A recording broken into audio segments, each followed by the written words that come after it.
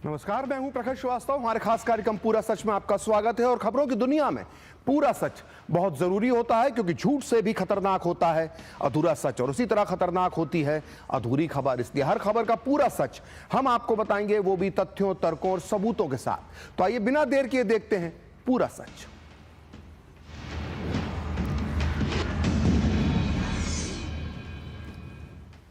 तो आज प्रभु श्री राम की नगरी अयोध्या की पवित्र भूमि पर जो धर्म ध्वजा फहराई गई है, वो सिर्फ कपड़ा नहीं है, वो सनातन का शौर्य है, वो हमारी अस्मिता है, वो हजारों वर्ष की तपस्या का तिलक है। इतिहास गवाह है कि सदियों तक हमारे स्वाभिमान को चुनौती दी गई, सदियों तक हमारे सनातनी प्रतीकों को मूक रहने पर मजबूर किया गया। लेकिन आज अयोध्या में लहराती ध्वजा हुंकार दे रही है कि सनातन ना झुका था, ना झुकेगा, ना झुक सकता है। और इस अद्भुत क्षण को पूरा किया भारत के प्रधानमंत्री नरेंद्र मोदी ने, एक सेवक की तरह, एक साधक की तरह, एक संकल्पित ऋषि की तरह। उन्होंने सिर्फ ध्वजा नहीं फहराई, उन्होंने एक युग का आगाज किया है। आज जब ध्वजा लहराई तो उसमें केवल भगवा नहीं था, उसमें अयोध्या का वैभव था, भारत का शौर्य था, हर उस व्यक्ति की प्रार्थना थी जिसने राम लला के लिए अपनी आंखें नम की थी। लेकिन याद रहे कि धर्म ध्वजा का अर्थ केवल विजय नहीं है, वो जिम्मेदारी है। हम पर, आने वाली पीढ़ियों पर और हर भारतीय पर यह दायित्व है कि हम इस ध्वजा की मर्यादा को बनाए रखें। यह ध्वजा हमें पुकार रही है, उठो, जागो, अपने भीतर बसे राम को पहचानो, अपने भीतर बसे साहस, करुणा और धर्म का उजाला प्रकाशित करो। क्योंकि राम मंदिर सिर्फ पत्थरों का परिसर नहीं, यह भारत की आत्मा का पुनर्जन्म है। अयोध्या आज कह रही है कि जो टूटा था वो फिर निर्मित हो गया, जो रुका था वो चल पड़ा, और जो सपना था वो साकार हो गया। तो आइए इस महान पल के साक्षी बनते हुए देखते हैं पूरा सच, पूरे विस्तार के साथ। तो 25 नवंबर का दिन सनातन संस्कृति और ऐतिहासिक विरासत पर गर्व करने का एक अद्भुत पल लेकर आया, जब अयोध्या धाम में भव्य और दिव्य राम मंदिर के शिखर पर आस्था की ध्वजा लहराई गई। वही ध्वजा जो केवल वस्त्र नहीं बल्कि सनातन संस्कृति का साक्षात प्रतीक है। यह ध्वज आस्था के धागों से तैयार हुआ है। भव्य राम मंदिर के शिखर पर फहराता धर्म, त्याग और साहस का केसरिया पताका सूर्यवंश की उस गाथा का प्रतीक है जिसने शौर्य, तेज और पराक्रम की ऊर्जा ने जिसने युगों युगों से भारत के स्वाभिमान को झुकने नहीं दिया। भगवा रंग सूर्यवंश की ख्याति और कोवी द्वार वृक्ष से अंकित ध्वज संकल्प, सफलता और सदियों से चले आ रहे सपनों का साकार स्वरूप है, जिसका आरोहण विवाह पंचमी के अभिजीत मुहूर्त पर पूरे विधि विधान के साथ संपन्न हुआ। और इस ऐतिहासिक पल का साक्षी बनने के लिए स्वयं प्रधानमंत्री नरेंद्र मोदी मौजूद थे। साथ में उत्तर प्रदेश के मुख्यमंत्री योगी आदित्यनाथ और राष्ट्रीय स्वयंसेवक संघ के प्रमुख मोहन भागवत भी मौजूद थे।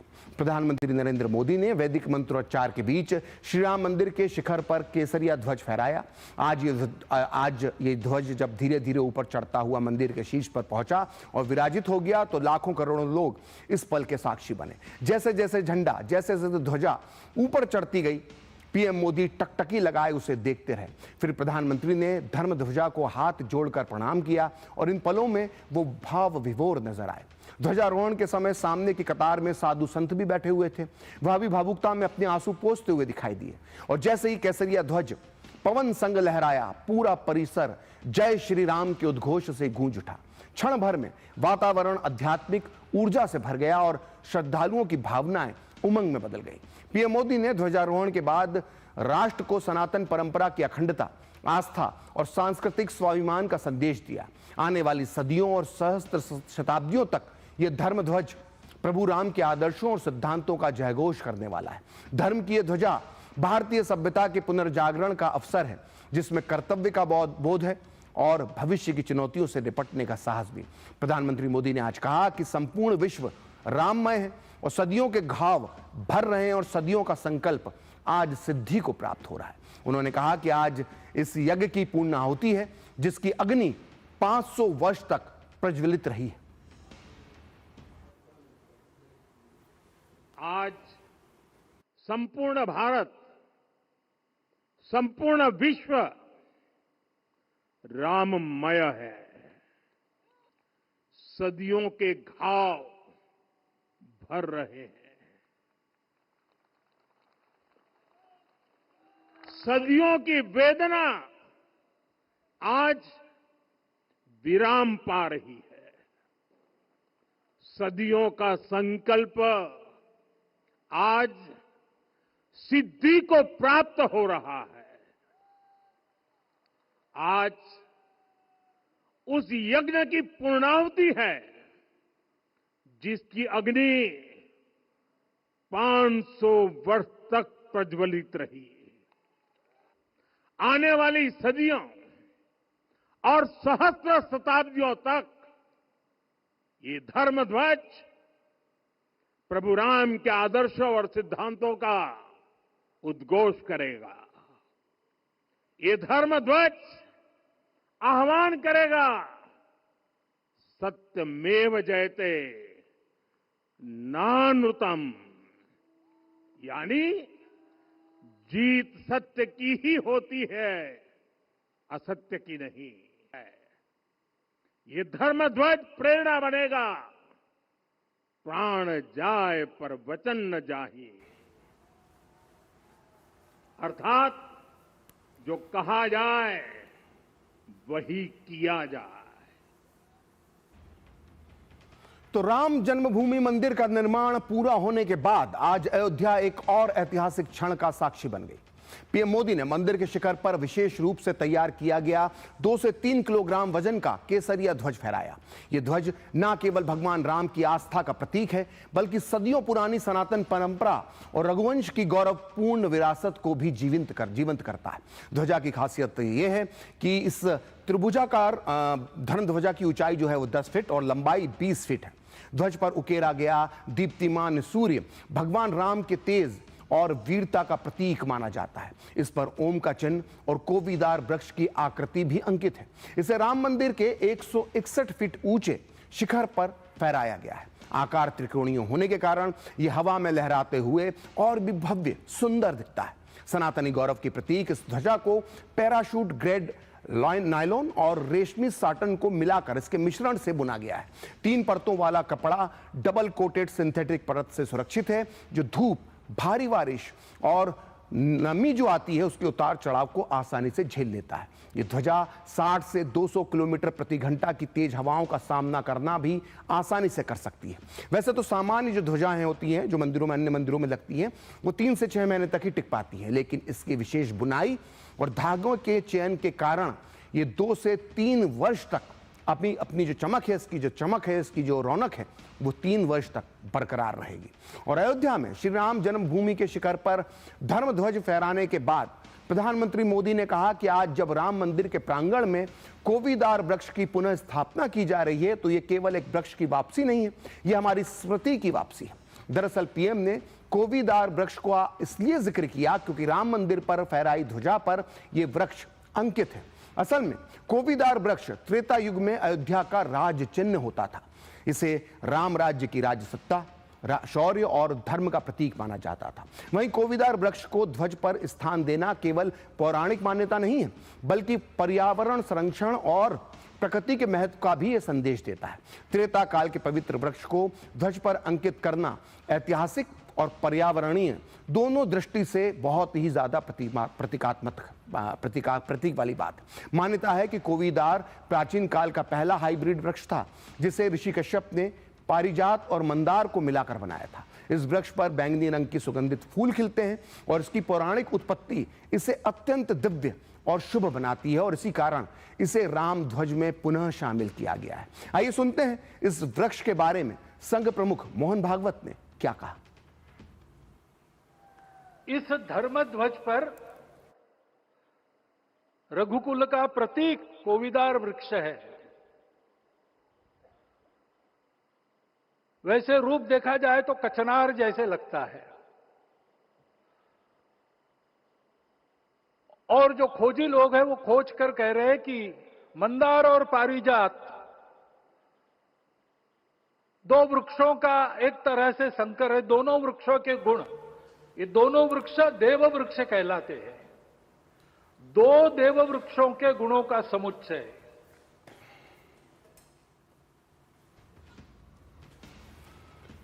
तो आज अयोध्या नगरी भारत की सांस्कृतिक चेतना के एक उत्कर्ष बिंदु की साक्षी बनी।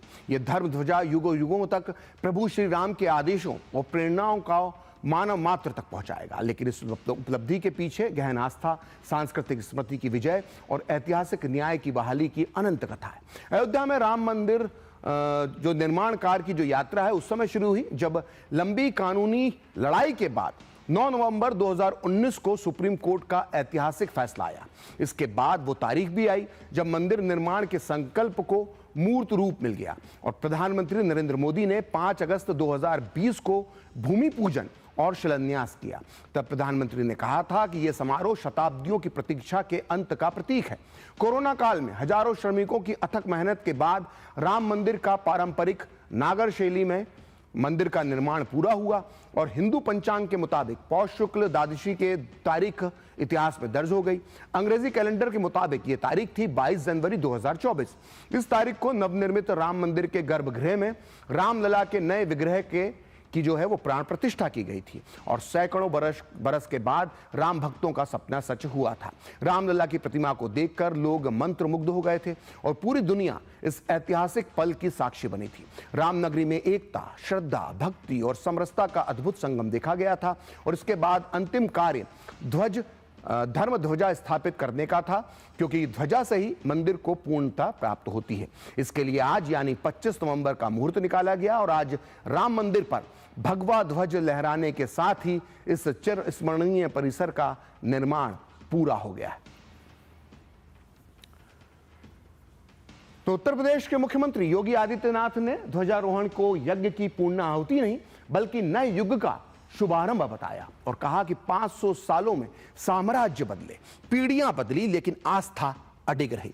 वहीं आरएसएस के सरसंचालक मोहन भागवत ने कहा कि जिन लोगों ने राम मंदिर आंदोलन में अपने प्राण अर्पण किए, आज उनकी आत्मा तृप्त हुई होगी। पिछले 500 वर्षों में साम्राज्य बदले, पीढ़ियां बदली, किंतु आस्था अडिग रही, अचल रही। आस्था न झुकी और न रुकी। जन जन को विश्वास अटल था और जब राष्ट्रीय स्वयंसेवक संघ जैसे यशस्वी संगठन के हाथों में कमान आई तो हर एक मुंह से बिना किसी परवाह करके एक ही उद्घोष निकलता था कि रामलला हम आएंगे, मंदिर वहीं, लाठी गोली खाएंगे, मंदिर वहीं। इतने लोगों ने सपना देखा, इतने लोगों ने प्रयास किए, इतने लोगों ने अपने प्राण अर्पण किए। आज उनकी स्वर्गस्थ आत्मा तृप्त हुई होगी। राम राज्य का ध्वज जो कभी अयोध्या में फहराता था और संपूर्ण विश्व में अपने आलोक से सुख शांति प्रदान करता था, वो ध्वज आज फिर से नीचे से ऊपर चढ़ता हुआ और अपने शिखर पर विराजमान होता हुआ हमने अपनी आंखों से देखा है। तो अयोध्या में आज ध्वजारोहण समारोह में पीएम मोदी ने भारत की महान संस्कृति और उसके गौरव की चर्चा की, प्रभु श्री राम के आदर्शों पर बात की और साथ ही बात की भारत के भविष्य की। लेकिन पीएम मोदी ने अपने उद्बोधन में एक अंग्रेज का भी जिक्र किया और उस अंग्रेज का नाम है लॉर्ड मैकाले। आपने इससे पहले भी लॉर्ड मैकाले की शिक्षा नीति को लेकर अक्सर चर्चा सुनी होगी। तमाम शिक्षाविद मैकाले की एजुकेशन पॉलिसी पर बहस भी करते हैं। अब मैकाले के इसी एजुकेशन सिस्टम का प्रधानमंत्री नरेंद्र मोदी ने भी जिक्र किया है। उन्होंने अयोध्या में कहा कि आज से 190 साल पहले 1835 में लॉर्ड मैकाले ने मानसिक गुलामी की नींव रखी थी। 10 साल बाद यानी 2035 में इस अपवित्र घटना के 200 साल पूरे हो रहे हैं। मोदी ने आगे कहा कि आने वाले 1000 वर्ष के लिए भारत की नींव तभी मजबूत होगी जब आने वाले 10 साल में हम मैकाले की गुलामी से छुटकारा पा लेंगे। ऐसे में यह जानना जरूरी हो जाता है कि आखिर ये लॉर्ड मैकाले कौन था और उसने एजुकेशन सिस्टम को कैसे, उसके जो एजुकेशन सिस्टम था उसको मानसिक गुलामी का प्रतीक क्यों कहा जाता है। तो मैकाले का पूरा सच हम आपको आगे बताएंगे, लेकिन पहले सुनते हैं पीएम मोदी ने क्या कहा। मैकाले ने भारत में मानसिक गुलामी की नींव रखी थी।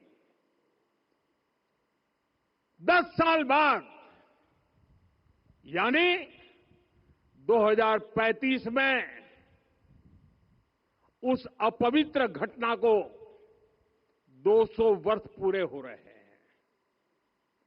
कुछ दिन पहले ही मैंने एक कार्यक्रम में आग्रह किया था कि हमें आने वाले 10 वर्षों तक उस 10 वर्षों का लक्ष्य लेकर चलना है कि भारत को गुलामी की मानसिकता से मुक्त करके रहेंगे।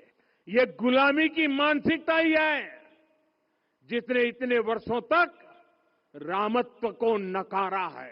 ओरछा के राजा राम से लेकर रामेश्वरम के भक्त राम तक और शबरी के प्रभु राम से लेकर मिथिला के पाहुन राम जी तक भारत के हर घर में, हर भारतीय के मन में और भारतवर्ष के हर कण कण में राम है। लेकिन गुलामी की मानसिकता इतनी हावी हो गई कि प्रभु राम को भी काल्पनिक घोषित किया जाने लगा। साथियों, अगर हम ठान ले अगले 10 साल में मानसिक गुलामी से पूरी तरह मुक्ति पा लेंगे। तो 18वीं और 19वीं शताब्दी की शुरुआत तक भारतवर्ष में प्राचीन गुरुकुल परंपरा थी जिसमें उच्च कोटि की शिक्षा व्यवस्था होती थी। लेकिन इसके बाद यानी 1835 में एंट्री होती है लॉर्ड मैकाले की, जो गुरुकुल व्यवस्था को नष्ट कर देता है और हमारे देश पर काले अंग्रेज यानी ब्राउन इंडियंस तैयार करने वाली शिक्षा व्यवस्था को थोप देता है। प्रधानमंत्री नरेंद्र मोदी अब उसका अंत करना चाहते हैं, वो भी मात्र अगले 10 वर्ष में यानी 2035 तक। ध्यान रहे किस तरह का संकल्प लेने वाले या देशवासियों के सामने ऐसा आह्वान करने वाले मोदी भारत के पहले प्रधानमंत्री हैं। आइए अब आपको बताते हैं कि लॉर्ड मैकाले आखिर कौन था। उसका पूरा नाम लॉर्ड थॉमस वेलिंगटन मैकाले था, जिसे भारत में आधुनिक अंग्रेजी शिक्षा का आधार तैयार करने वाला सबसे प्रमुख व्यक्ति माना जाता है। उसने 1835 में ऐसी शिक्षा नीति बनाई जिसने महान भारतीय शिक्षा व्यवस्था को पलट कर रख दिया। मैकाले का मानना था कि अंग्रेजी भाषा ही विज्ञान, तकनीक और आधुनिक ज्ञान का सबसे प्रभावी माध्यम है, इसलिए उसने भारतीय भाषाओं की जगह अंग्रेजी को इस देश पर थोप दिया। मैकाले की सोच एकदम साफ थी। वो भारतीय समाज में एक ऐसा वर्ग तैयार करना चाहता था जो अंग्रेजों की सोच और संस्कृति को आगे बढ़ा सके। लॉर्ड मैकाले एक जाने माने अंग्रेज कवि, निबंधकार, इतिहासकार और राजनीतिज्ञ था। 10 जून 1834 को वो भारत आया और गवर्नर जनरल की काउंसिल में कानूनी सदस्य के रूप में उसने कार्यभार संभाला। उसके कुटिल दिमाग को देखते हुए तत्कालीन गवर्नर जनरल विलियम बेंटिंक ने उसे लोक शिक्षा समिति का अध्यक्ष नियुक्त किया और जहां से उसने भारतीय शिक्षा व्यवस्था में बड़े परिवर्तन की शुरुआत की। गवर्नर विलियम बेंटिक ने मैकाले की रिपोर्ट के आधार पर अंग्रेजी शिक्षा अधिनियम 1835 पारित किया, जिसने भारत में आधुनिक ब्रिटिश शिक्षा की नींव रखी। मैकाले ने साफ कहा कि शिक्षा का जो माध्यम है वो अंग्रेजी होना चाहिए, क्योंकि उनके मुताबिक अंग्रेजी भाषा में ही विज्ञान और आधुनिक ज्ञान प्राप्त किया जा सकता है। उसने अंग्रेजी शिक्षा अधिनियम के जरिए संस्कृत और अन्य भारतीय भाषाओं को अलग थलग कर दिया। लॉर्ड मैकाले ने गुरुकुलों को खत्म करने का काम किया, साथ ही संस्कृत में होने वाली पढ़ाई का भी अंत कर दिया। संस्कृत भाषा में चलने वाले गुरुकुलों की जो मान्यता थी उसको देने से इनकार कर दिया गया। इसके बाद से ही अंग्रेजी मीडियम, सिलेबस और स्कूलों, खासकर कॉन्वेंट स्कूलों की व्यवस्था शुरू हो गई। तो आज तक चली आ रही है। यही वजह है कि इसे गुलामी की मानसिकता वाली शिक्षा की व्यवस्था कहा जाता है। मैकाले ने सिर्फ उच्च और मध्यम वर्ग को शिक्षित करने पर जोर दिया ताकि वो आम भारतीय जनता को अंग्रेजों की तरफ प्रभावित कर सके। तो इस तरह से मैकाले ने अपनी कुटिल दिमाग से शिक्षा के जरिए भारत पर विदेशी संस्कृति और गुलाम मानसिकता को थोप दिया। लेकिन आपको यह भी पता होना चाहिए कि मैकाले ने हमारे जिन गुरुकुलों को नष्ट किया उनकी शिक्षा व्यवस्था क्या थी। दरअसल मैकाले के भारत में आने से पहले ईस्ट इंडिया कंपनी ने 1830 से 1835 के बीच भारत की पारंपरिक शिक्षा व्यवस्था के बारे में एक सर्वे करवाया था। बहुत डिटेल सर्वे था। इसकी रिपोर्ट 1835 में ब्रिटिश संसद में रखी गई थी और यह रिपोर्ट बताती है कि बंगाल और बिहार के हर गांव में, जी हां, हर गांव में एक विद्यालय अथवा गुरुकुल होता था। इन विद्यालयों में सभी जाति और समुदाय के छात्र एक साथ पढ़ते थे। मद्रास प्रेसिडेंसी की रिपोर्ट के मुताबिक बड़े गांवों में एक से अधिक पाठशालाएं होती थी। इस सर्वे के मुताबिक अधिकांश गांवों के विद्यालयों में लगभग तीन चौथाई मतलब करीब 33% छात्र जो होते थे वो दलित वर्ग के होते थे, यानी कि सभी को समान शिक्षा के अवसर थे। और शहरी क्षेत्रों में यह अनुपात 50-50% के आसपास का था। और तो और इस रिपोर्ट के मुताबिक ब्राह्मणों के अतिरिक्त जो अन्य जातियां थी, अन्य कास्ट थी, उस कास्ट के लोग भी शिक्षक होते थे।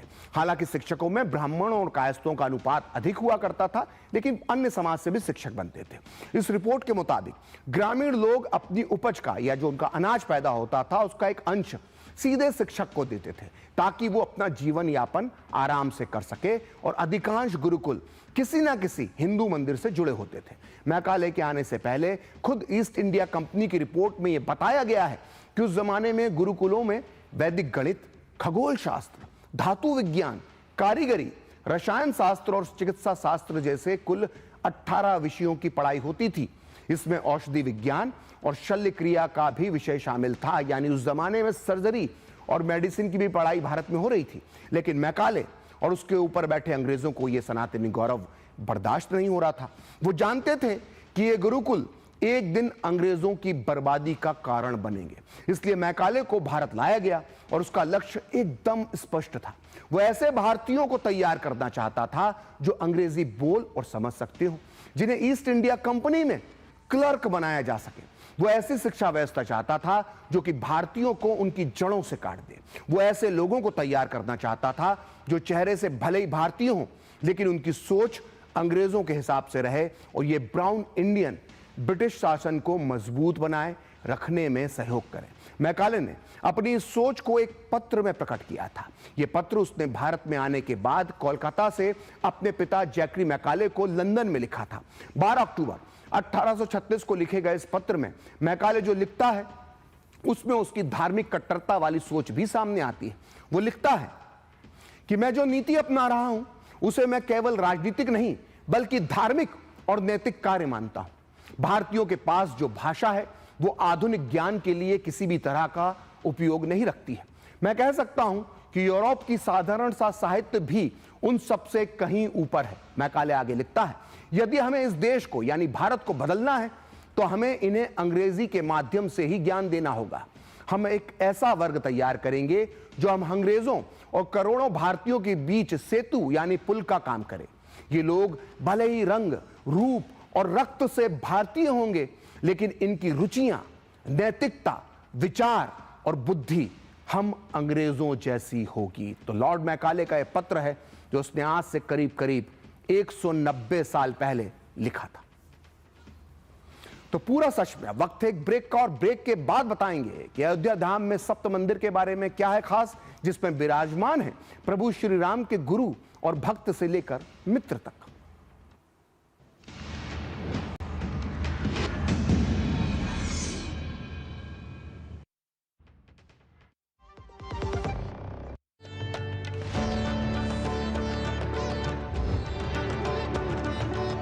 दिल्ली में श्री गुरु तेग बहादुर जी की 350वीं शहीदी दिवस का आयोजन।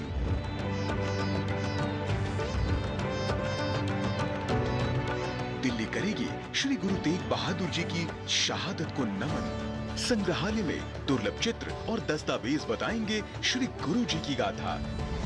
लाइट एंड साउंड शो में उभरेगा उनका अदम्य साहस और बलिदान। टेंट सिटी और 24 घंटे लंगर का पूर्ण इंतजाम। श्री गुरु तेग बहादुर जी के जीवन से मिलता धर्म और इंसानियत का पैगाम। आइए जुड़े उनके जीवन आदर्श के सम्मान में 23 से 25 नवंबर लाल किला मैदान में।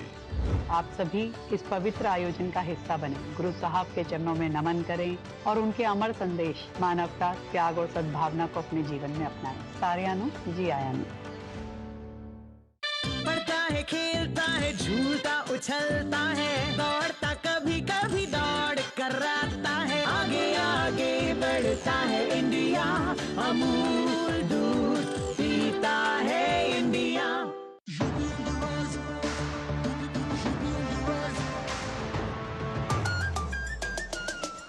यूपी ऑन द राइज, सुन ले आसमां, डबल इंजन का ये मिशन है महान। 2047 तक हम न रुकेंगे, 6 ट्रिलियन का ड्रीम पूरा करेंगे। मथुरा की गलियों में गूंजे है राधा, अयोध्या में दूर हुई मंदिर की बाधा, काशी प्रयागराज की गोल्डन चमक, यूपी सरकार की गूंजे धमक। सड़कों पर फर्राटा फिक्रलेस बिल्कुल बिंदास, एक्सप्रेस वे पर साए साए पूरा विश्वास। विकसित यूपी की बढ़ गई प्यास, 2047 का ये विजन बहुत खास। माफिया का द एंड, फियर गॉन, योगी राज में लॉ एंड ऑर्डर हुआ स्ट्रॉन्ग, बेखौफ घूमे जनता, गुंडों पर मार, नया यूपी तोड़ रहा पुरानी दीवार।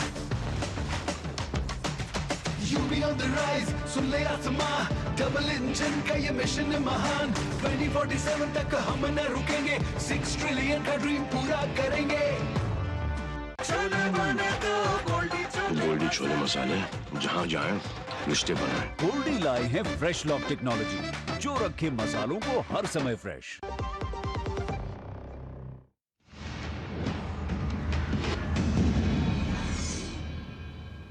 तो ब्रेक के बाद पूरा सच में आपका फिर से स्वागत है। प्रधानमंत्री नरेंद्र मोदी ने आज अयोध्या में सरयू तट पर स्थित सप्त मंदिर में पूजा अर्चना की।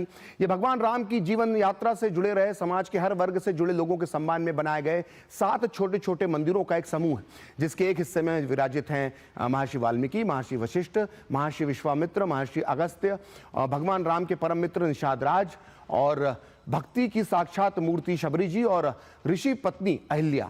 त्याग, बलिदान और संघर्ष की नींव पर खड़ा भव्य राम मंदिर समाज के प्रत्येक वर्ग के अर्पण और तर्पण का भी संकल्प है। इसके लिए बताया गया है कि जिस तरह से गिलहरी से लेकर वानर और केवट से लेकर वनवासी भारत भगवान राम की विजय के माध्यम बने, उसी तरह समाज के हर वर्ग और समुदाय के लोगों ने बिना किसी राग या द्वेष के इसमें अपनी आहुति प्रदान की। तो आज पूरा सच में इतना ही। कल फिर होगी आपसे मुलाकात अपने इस खास कार्यक्रम पूरा सच में किसी और सियासी मुद्दे की पड़ताल के साथ। तो मुझे और मेरी पूरी टीम को दीजिए अनुमति। नमस्कार।